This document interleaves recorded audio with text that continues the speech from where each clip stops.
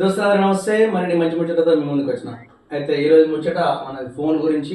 ఈ రోజు నుండి వరుసగా 15 రోజులు ఒక్కొక్క చిన్న విషయాన్ని మనం ఫోన్ల గురించి మాట్లాడుకుందాం. మీకు కొన్ని విషయాలు తెలియజేసే ప్రయత్నం చేస్తా. ఈరోజు మొదటి విషయం అయితే మా ఊళ్ళో ఒక ఆయన ఉంటాడు. ఆయన ఎప్పటికీ ఫోన్ చేసి పలానా నెంబర్ చెప్పు పలానా నెంబర్ చెప్పు అని అడుగుతాడు.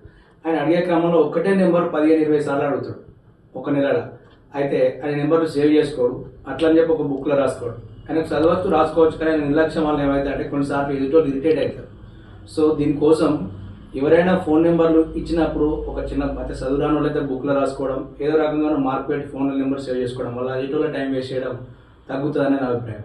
ఇంకొకటి ఏంటంటే మనకు చదవచ్చిన వాళ్ళు అంతా ఫోన్ ఆపరేట్ చేయాల్సిన కూడా ఏం చేస్తారంటే ఒకళ్ళు నెంబరు డయల్ చేసుకుంటారు, నీ నెంబర్ చెప్పని చెప్పి డయల్ చేసుకుని వదిలేస్తే అది అట్లనే వెళ్ళిపోతుంది. వెళ్ళిపోవడం వల్ల ఏమైతే తర్వాత నెంబర్ మనకు దొరకదు. ఎప్పుడైతే మనం డయల్ చేసుకున్న నెంబరు అప్పుడే సేవ్ చేసుకుంటే మనకి ఈజీగా కాంటాక్ట్లోకి వెళ్ళిపోతుంది.